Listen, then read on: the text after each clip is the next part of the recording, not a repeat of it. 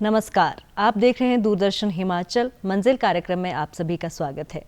आज हम बात करेंगे विधि यानी लॉ और राजनीतिक विज्ञान में करियर की संभावनाओं के बारे में। लेकिन उससे पहले आपको बताना चाहते हैं कि 26 नवंबर को हम हर साल भारत में संविधान दिवस के रूप में इसे मनाया जाता है।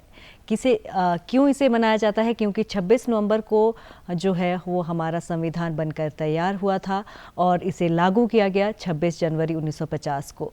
और बहुत एक लंबा समय रहा है संविधान को बनाने के लिए और एक भारत की ये पहचान है। बहुत सारी विशेषताएं इसमें है। लगभग 2 साल 11 महीने और 18 दिन इसे बनने में लगे हैं और इतनी मेहनत के बाद बहुत सारी विशेषताएं, जैसे कि सबसे लंबा ये संविधान है दुनिया में और 2 भाषाओं में लिखा गया है, अंग्रेज़ी में और हिंदी में।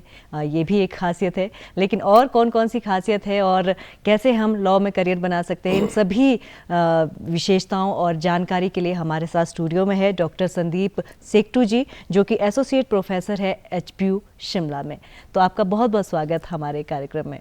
जी धन्यवाद। जी, तो डॉक्टर साहब, सबसे पहले यही जानना चाहते हैं, जैसे कि हमने इलेबोरेट किया अभी कि 26 नवंबर को हम संविधान दिवस मनाते हैं, लेकिन बहुत सारी विशेषताएं हैं संविधान की। तो कैसे आप अपने जो शब्दों में इसे परिभाषित करते हैं? जैसा कि आपने अभी बता ही दिया है कि 26 नवंबर को हम संविधान दिवस के रूप में मनाते हैं। जी। इस दिन का एक विशेष महत्व है। ये वो दिन है जिस दिन हमने इस संविधान को अडॉप्ट किया था। जी। आपने खुद ही बताया कि इसको बनने में बहुत समय लगा, तकरीबन 2 वर्ष 11 महीने 18 दिन। जी। इतना लंबा समय क्यों लगा ये भी मैं आपको बता दूं, क्योंकि जब हम 1947 में 15 अगस्त 1947 को आज़ाद हुए, उसके बाद सबसे पहला सवाल जो हमारे मन में था, हमारे दिमाग में था, वो ये था कि हम कौन सी व्यवस्था को हिंदुस्तान में लागू करें। जी। उसके लिए सबसे पहले हमें ज़रूरत थी एक संविधान की। तो संविधान बनाने के लिए सबसे पहले कुछ ये किया गया कि हमने अलग अलग कमेटीज़ बनाई। जी। उन कमेटीज़ को सबको अलग अलग कार्य दे दिए। जैसे एक कमेटी से कहा आप फंडामेंटल राइट्स पे काम कीजिए, दूसरी कमेटी से कहा कि हम कौन सी व्यवस्था चलाएं, क्या डेमोक्रेटिक स्टेट होनी चाहिए, प्रेसिडेंशियल फॉर्म ऑफ गवर्नमेंट होनी चाहिए। इस तरह से अलग अलग कमेटीज़ का गठन किया। सभी कमेटीज़ ने अपना अपना कार्य किया। उसके पश्चात सबने एक मिलके हमने एक ड्राफ्ट कॉन्स्टिट्यूशन बनाया, एक रफ कॉन्स्टिट्यूशन जिसको हम ड्राफ्ट कॉन्स्टिट्यूशन कहते हैं। उस ड्राफ्ट कॉन्स्टिट्यूशन को कॉन्स्टिट्यूएंट असेंबली के समक्ष रखा गया। उसके पश्चात एक एक आर्टिकल पे विचार किया गया कि क्या इसे हमने कॉन्स्टिट्यूशन में इंसर्ट करना है या नहीं। जी। तो इस कानून को बनाने के लिए, इस कॉन्स्टिट्यूशन को बनाने के लिए हमें 2 साल 11 महीने 18 दिन का वक्त लगा। जी। तो फाइनली 26 नवंबर 1949 को ये कॉन्स्टिट्यूशन बनके तैयार हो गया और इस दिन हमने इस कानून को, इस कॉन्स्टिट्यूशन को अडॉप्ट कर दिया। जी। परंतु हमने इसे लागू किया 26 जनवरी 1950 को। जी। अब 50 को हमने लागू क्यों किया, उसके पीछे भी एक वजह है। क्योंकि 26 जनवरी 1930 को हमने पहले ही अपने देश को स्वायत्त घोषित कर दिया था। इसीलिए जब हमारे कानून 26 नवंबर को बनके तैयार हो गया तो हमने सोचा कि वो दिन हमारे लिए विशेष दिन है, इसलिए ये कानून हमने 26 जनवरी 1950 से लागू कर दिया। जी। आपने कहा कॉन्स्टिट्यूशन, जी। इसकी विशेषताएं। जी। सबसे पहली चीज तो मैं आपको ये कहना चाहूंगा कि ये कॉन्स्टिट्यूशन है क्या। जी। हमारे एक कॉन्स्टिट्यूशन मेकर ने ये कहा था और उनकी बात मुझे बड़ी अच्छी लगी कि ये कॉन्स्टिट्यूशन क्या है। ये कॉन्स्टिट्यूशन वो है विच दे ड्रेम्ट फॉर सो लॉन्ग, जो उन्होंने सदियों से सपनों में देखते आ रहे थे कि ये मेरा देश होगा। हम लोग गुलाम थे, तो हमें अपनी स्वायत्तता चाहिए थी, फंडामेंटल राइट्स चाहिए थे। अंग्रेजों के जमाने में इंसानों को इंसान नहीं समझा जाता था। जी। इस कॉन्स्टिट्यूशन ने जो सबसे बड़ी चीज दी, क्या कि एक human being is now treated like a human being. जी। अब आपसे ये जानना चाहते हैं, क्योंकि जब हम संविधान की बात करते हैं तो उसके साथ 3 स्तंभ जो है, 3 पिलर्स की बात हमेशा होती है, जैसे कि विधायिका, कार्यपालिका और न्यायपालिका। उसके बारे में हमारे दर्शकों को बताएं कि उनका क्या महत्व है, उन्हें क्यों 3 पिलर्स ऑफ कॉन्स्टिट्यूशन कहा जाता है। जी, जब ये संविधान बना, जैसा कि मैंने आपसे अभी कहा, तो इस संविधान में ही ये तीनों पिलर्स को दे रखा है जी कि हमने जो व्यवस्था बनाई है इसमें 3 मेन पिलर्स दिए गए हैं। सबसे पहली मैं कहूँगा लेजिस्लेचर, जी दूसरा आ गया एग्जेक्टिव्स, तीसरा आ गया हमारा जुडिशरी। लेजिस्लेचर क्या काम है इसका? इसका काम है कानून बनाना। जी इस संविधान में दे रखा है कि हिंदुस्तान में पार्लियामेंट्री फॉर्म ऑफ गवर्नमेंट होगी, जी स्टेट लेवल पे भी और सेंट्रल लेवल पे भी। सेंट्रल लेवल पे हमारे पास पार्लियामेंट है जी जिसके 3 भाग हैं। जनरली हम समझते हैं 2 भाग हैं, नहीं, जी। 3 अंग हैं इसके। जी। सर्वप्रथम president of President of India, दूसरे राज्यसभा, तीसरे लोकसभा, जी 3 अंग। उसी तरह स्टेट में अगर हम आए तो जितनी भी हिंदुस्तान में स्टेट्स हैं जी वहां पर जनरली 7 स्टेट्स को छोड़ के दो अंग हैं, जी। एक गवर्नर और एक विधानसभा। जी 7 स्टेट्स में जो हमने कानून वो बना रखा है, जो व्यवस्था दे रखी है, उसमें गवर्नर, विधान परिषद और विधानसभा, जी इन दोनों, ये जो सेंटर और स्टेट में हमारा लेजिस्लेचर है, इनका मुख्य कार्य है कानून बनाना। जी कि तो देश- जी कानून की बात आ रही है क्योंकि हमारा विषय भी आज का यही है, विधि यानी लॉ और राजनीतिक विज्ञान में करियर ऑप्शन।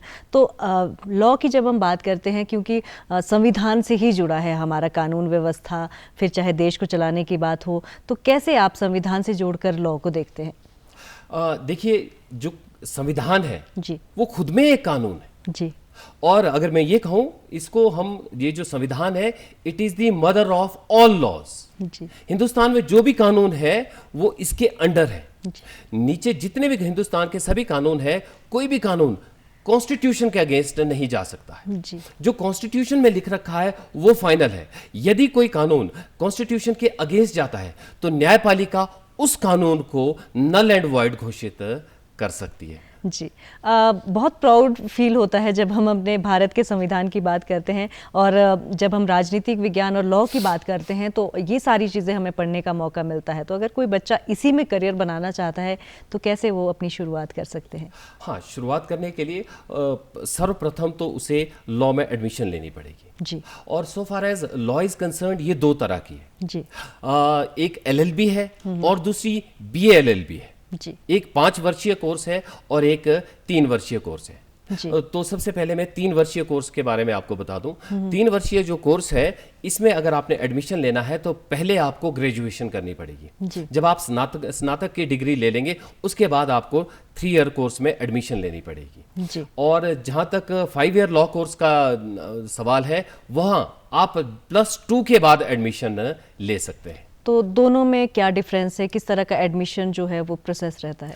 तो एडमिशन प्रोसेस सबसे पहले मैं आपको 3 ईयर का बता देता हूँ। जी। जैसे ही आपने ग्रेजुएशन की, उसके बाद हर साल, हर वर्ष अप्रैल के मंथ में ऑनलाइन फॉर्म आ जाते हैं। हिमाचल प्रदेश यूनिवर्सिटी की जो वेबसाइट है, अगर आप उसको देखेंगे तो उसमें जो है ऑनलाइन फॉर्म आ जाता है, वहाँ प्रोस्पेक्टस भी आ जाता है, आप उसको पढ़ें और ऑनलाइन फॉर्म भरें।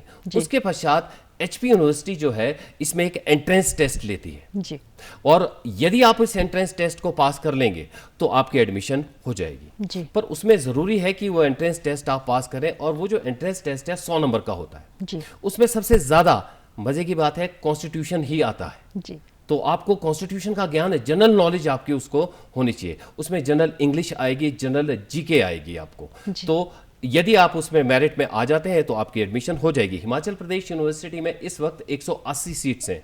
जी LLB की 180 सीट्स हैं, आप उसमें एडमिशन ले सकते हैं। जी तो अब मैं आना चाहूँगा 5 ईयर लॉ पर। जी जो 5 वर्षीय कोर्स है, उसके लिए पहली बात आपकी +2 क्लियर होनी चाहिए। आप किसी भी स्ट्रीम से आए, आपकी एडमिशन हो जाएगी।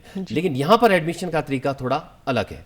पहली बात यही चीज़ कि आपको ऑनलाइन फॉर्म भरना पड़ेगा। फॉर्म आपको अप्रैल मंथ में ऑनलाइन मिल जाएगा। हिमाचल प्रदेश यूनिवर्सिटी की जो वेबसाइट है, आप उसको विजिट कीजिए, आपको वहाँ पर फॉर्म हमारा विद प्रोस्पेक्टस मिल जाएगा। जी। तो जैसे ही आप उसको फॉर्म को भरेंगे, उसके बाद जो एडमिशन है वो +2 की मेरिट के बेस पे होगी। जी तो आपको इस बारे में मैं बता दूं कि थोड़ा आपके मार्क्स जो हैं बहुत अच्छे होने चाहिए, क्योंकि ये सरकारी यूनिवर्सिटी है।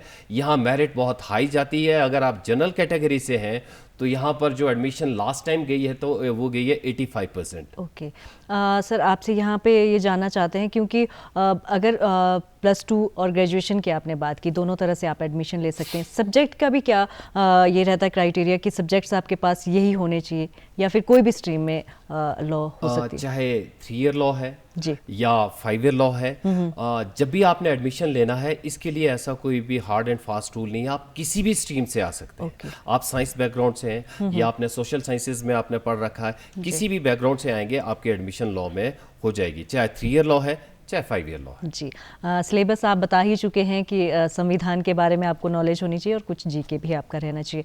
और अगर इसके बाद हम बात करें एज क्या रहनी चाहिए, एज क्राइटेरिया भी क्या रहता है एडमिशन्स के लिए? जी जी जी, जैसा 5 ईयर लॉ कोर्स है उसमें बच्चे की उम्र जो है 20 वर्ष से अधिक नहीं होनी चाहिए जी।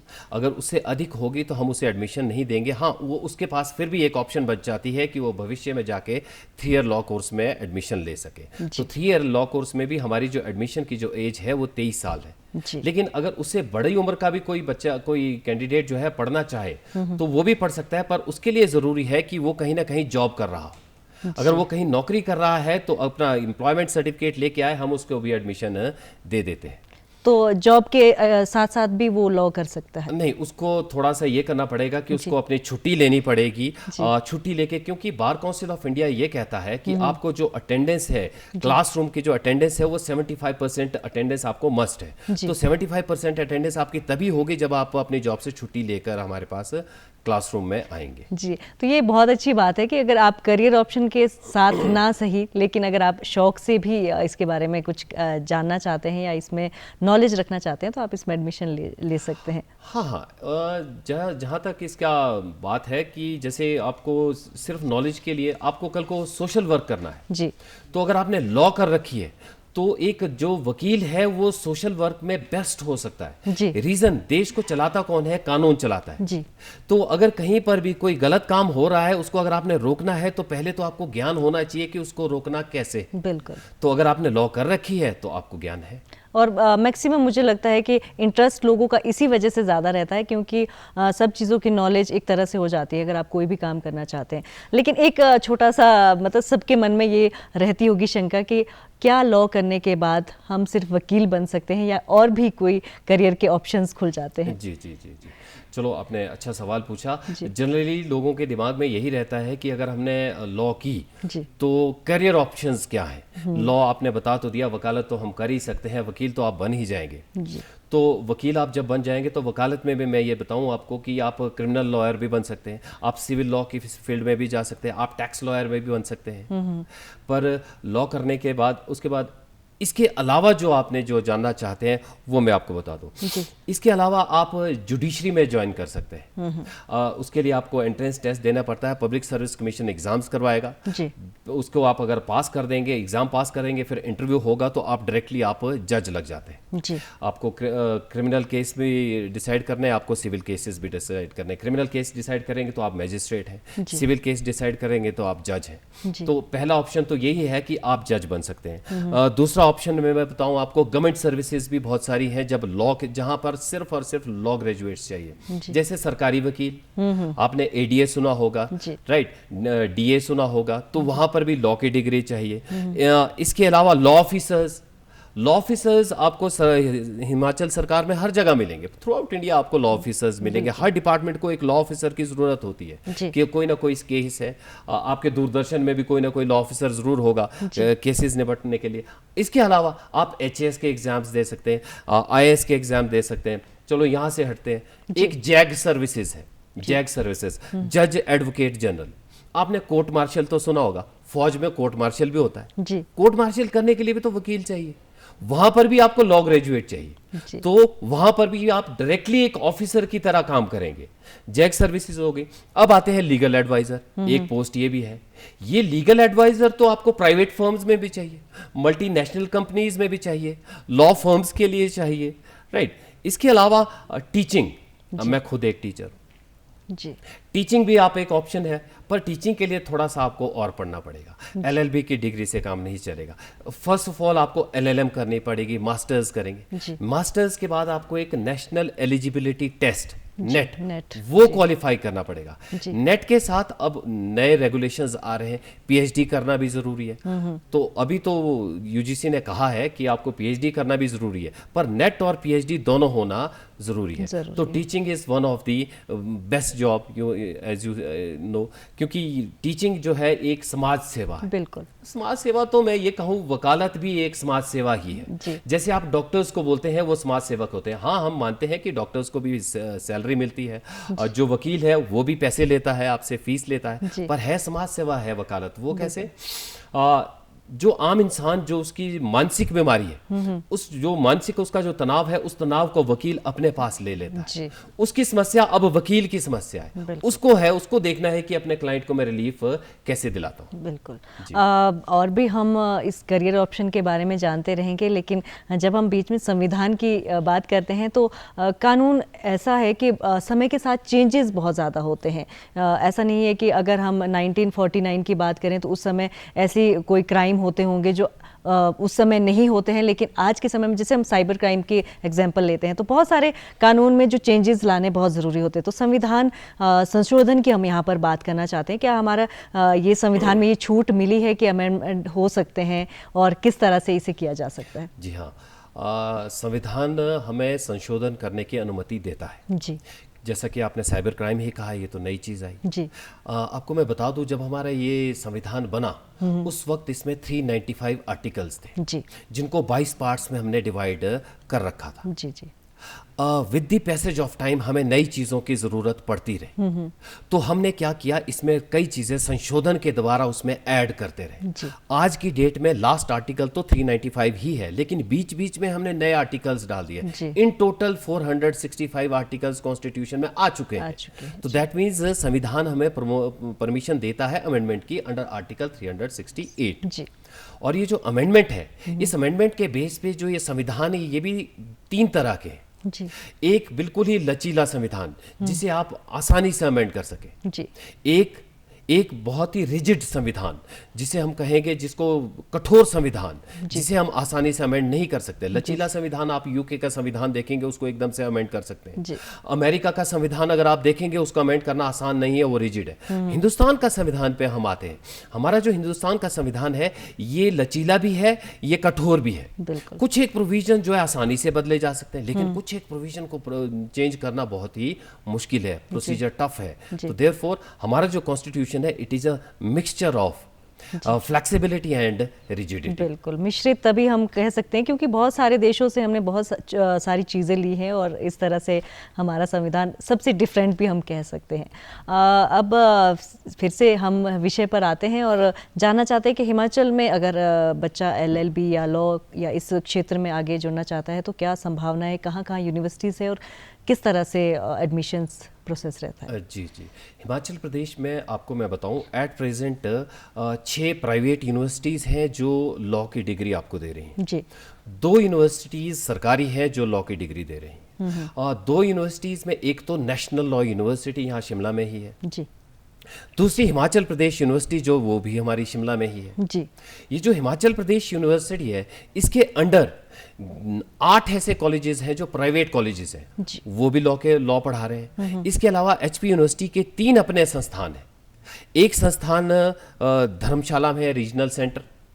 2 संस्थान शिमला में। जी, शिमला में जो 2 संस्थान है, उसमें एक समरहिल में है जहां पर 3 ईयर लॉ है। जी, दूसरा संस्थान है वो 5 ईयर लॉ है, वो यहाँ शिमला के चौड़ा मैदान में है। जी, धर्मशाला के संस्थान की अगर हम बात करें तो वहां पर जो लॉ की डिग्री जो हम दे रहे हैं वो 3 साल की डिग्री है। जी, तो देयरफॉर अगर हम देखें तो हिमाचल में कुल मिलाकर 6 universities, 8 private colleges plus 3 HP university के इंस्टीट्यूट प्लस एक नेशनल लॉ यूनिवर्सिटी है। जी, पर नेशनल लॉ यूनिवर्सिटी जो है, वहाँ की एडमिशन मैंने आपको नहीं बताया, पहले नहीं बताया क्योंकि बात आपने अब छेड़ी है। तो नेशनल लॉ यूनिवर्सिटी में जो एडमिशन है, वहाँ एडमिशन क्लैट के पेपर के थ्रू होती है। जी, तो अगर आप क्लैट का पेपर देंगे, उसमें अगर आप पास हो जाएंगे तो ये एक कॉमन एंट्रेंस एडमिशन टेस्ट होता है। तो कॉमन लॉ एडमिशन टेस्ट है जो थ्रू आउट इंडिया जितने भी नेशनल लॉ स्कूल्स हैं, नेशनल लॉ कॉलेजेस हैं, वहाँ की एडमिशन्स के लिए होता है। तो ये हमारे शिमला में ये संस्थान है,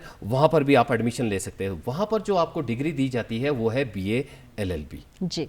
अब जैसे आपने बहुत सारे फील्ड्स की बात की कि आप सिर्फ वकालत तक सीमित नहीं रहते, आप बहुत सारी जगह जॉब कर सकते हैं, तो सिलेबस की बात आपसे जानना चाहते हैं, क्योंकि ड्यूरिंग लॉ किस तरह का सिलेबस रहता है? क्या आपको चुनना पड़ता है कि आपने अगर एजुकेशन फील्ड में जाना है तो इस तरह की स्टडीज़ रहती है? अलग अलग सिलेबस किस तरह से रहता है? जो हिमाचल प्रदेश यूनिवर्सिटी का जो 5 ईयर का सिलेबस है उसमें कुल मिलाकर 60 कोर्सेज हैं। जी। उन 60 कोर्सेज में से 17 जो पेपर्स हैं जी। वो 17 पेपर्स आर्ट्स के हैं जिनको हम सोशल साइंसेस कहते हैं। जी। इन सोशल साइंसेस पेपर्स में आपकी इंग्लिश है, सोशियोलॉजी है, पब्लिक एडमिनिस्ट्रेशन है, इंग्लिश है, इकोनॉमिक्स है, पब्लिक एडमिनिस्ट्रेशन है। इनके जो है 17 पेपर्स जो है आपको पास करने पड़ेंगे, क्योंकि ये जो हमारी डिग्री है BA LLB, तो BA के भी कोर्सेज हैं। अब आती है LLB। बाकी जो कोर्सेज है 44 कोर्सेज, वो जो है वो 37 कोर्सेज वो प्योरली लॉ के कोर्सेज हैं, जिसमें हम आपको कॉन्स्टिट्यूशन पढ़ाएंगे, IPC पढ़ाएंगे, टैक्स लॉज पढ़ाएंगे, रेवेन्यू लॉज पढ़ाएंगे, इस तरह के अलग अलग सब्जेक्ट्स रहेंगे। जी। तो क्योंकि सभी बच्चों को नॉलेज नहीं रहती है, तो क्या आपकी तरफ से ऐसे भी अवेयरनेस प्रोग्राम्स रहते हैं ताकि बच्चों को आप गाइड कर सके कि इस फील्ड में जाकर आपको ये संभावनाएं रहती है? इस तरह के कुछ प्रोग्राम्स आपके रहते हो? हम अवेयरनेस प्रोग्राम्स जगह जगह पर लगाते रहते हैं। बीच बीच में कहीं गांव में चले जाएंगे या शहरों में तो खैर ज़रूरत नहीं पड़ती, ज़्यादातर जो ज़रूरत पड़ती है वो ग्रामीण इलाकों में पड़ती है। तो हमारी जो टीचिंग फैकल्टी है वो जगह जगह जाती है, लोगों को समझाती है करियर ऑप्शन। हम वहाँ पर सिर्फ लॉ के बारे में नहीं बताते हैं, हम बाकी फील्ड्स के बारे में भी बताते हैं कि अगर आपने बच्चे ने पढ़ना है तो कहाँ पर उसको अपॉर्चुनिटीज़ हैं कि आप यहाँ भी जा सकते हैं। आप साइंसेज में बैकग्राउंड में जाना चाहते हैं तो हमारे पास UIT है, लॉ में जाना चाहते हैं तो हमारे पास UALS है। इसी तरह हमारे जितने भी संस्थान हैं हम मिलकर गाँव में जाकर ये कार्यक्रम करते हैं, ताकि बच्चों को पता चले कि अगर उसने पढ़ना है तो कैसे पढ़ना है, आगे एडमिशन लेनी है तो कैसे लेनी है। जी। एक रुचि होना बहुत ज़रूरी होता है बच्चे का। हर फील्ड में हर बच्चा मतलब परफेक्ट नहीं होता है, तो कौन सी ऐसी क्वालिटीज़ होनी चाहिए जो लॉ करने के लिए बहुत ज़्यादा ज़रूरी है? सिर्फ स्टडीज़ से काम नहीं चलता, बहुत सारी चीज़ें और भी होना बहुत ज़रूरी रहती है। हाँ, वैसे होना तो बहुत कुछ चाहिए, लेकिन अगर बच्चे में कोई खास क्वालिटीज़ नहीं भी है तो भी हमारे इंस्टीट्यूट में हम उसकी मशरूमिंग इतनी अच्छी कर लेते हैं कि वो एक अच्छा वकील बन जाता है। सबसे मेन चीज़ है प्रेजेंस ऑफ माइंड, कि किस वक्त क्या चीज़ बोलनी है। जी। आपको उसके लिए इस चीज़ के लिए हमारे इंस्टीट्यूट में, हमारी यूनिवर्सिटी में हम अलग अलग तरह के प्रोग्राम करते हैं। जैसे बच्चों को पहली बात मूट कोर्ट हम वहीं पर करवाते हैं, मॉक ट्रायल्स कराते हैं। मूट कोर्ट क्या हुआ, हमने एक प्रोपोजिशन उनको दे दी, अब बच्चों को बहस करने के लिए बोलते हैं, एक फेवर में बोलो, दूसरा जो बच्चा जो है वो अगेंस्ट में बोलेगा। तब वहां से हम देखेंगे कि बच्चे में कहाँ कमी है, कहाँ वो ठीक है। तो उसमें जो कमी है उसको हम बताएंगे, बेटा आपको इस जगह पर आपको इम्प्रूवमेंट करने की जरूरत है। तो बच्चा अगर हमारे पास ढीला भी आता है, वैसे ढीला बच्चा आएगा नहीं, क्योंकि जहां बच्चा जो हमारे पास 85% से ऊपर के मार्क्स वाला बच्चा आ रहा है, बच्चा तो अच्छा ही आ रहा है, पर बावजूद उसके अगर उसमें कोई कमी है तो भी हम उसको जो है साथ देते हैं। थोड़ी बहुत समस्या आती है कि हमारे जो बच्चे गांव से आते हैं या फिर गवर्नमेंट स्कूल से पढ़ के आते हैं, उनकी अंग्रेजी थोड़ी सी ढीली होती है, पर उसके लिए भी हमारे जो सिलेबस है उसमें ही इंग्लिश है। तो इंग्लिश के लिए भी हम अलग से स्पेशल क्लासेस लगाते हैं। तो हमारा जो बच्चा है यहाँ से कंप्लीट वकील बन के जाता है। ये जो मॉक ट्रायल्स है और ये जो मूट कोर्ट्स हैं उससे एक कंप्लीट वकील बन के जाता है। और कितना इंटरेस्टिंग ये फील्ड है, ये आपसे जानना चाहते हैं, अगर इसमें कोई भी जाना चाहता है, कोई भी एडमिशन लेना चाहता है। हाँ, ये फील्ड तो ऑब्वियसली ये फील्ड इंटरेस्टिंग है। जी। क्योंकि ये डे टू डे लाइफ से जुड़ा है। बिल्कुल। इंसान के बिहेवियर को जो है कंट्रोल कौन करता है? कानून। जी, बहुत अच्छी जानकारी आपने दी, और हम ज़रूर ये कहना चाहते हैं कि जो भी दर्शक आपको देख रहे हैं वो इस फील्ड से ज़रूर जुड़ेंगे। तो बहुत बहुत धन्यवाद हमारे साथ जुड़ने के लिए। तो आज मंजिल कार्यक्रम में हमने बात की विधि और राजनीतिक विज्ञान में करियर संभावनाओं के बारे में। डॉक्टर संदीप सेक्टू जी हमारे साथ थे, जो कि एसोसिएट प्रोफेसर HPU शिमला से थे। तो मंजिल कार्यक्रम में आज बस इतना ही। नए विषय के साथ फिर हाजिर होंगे। नमस्कार।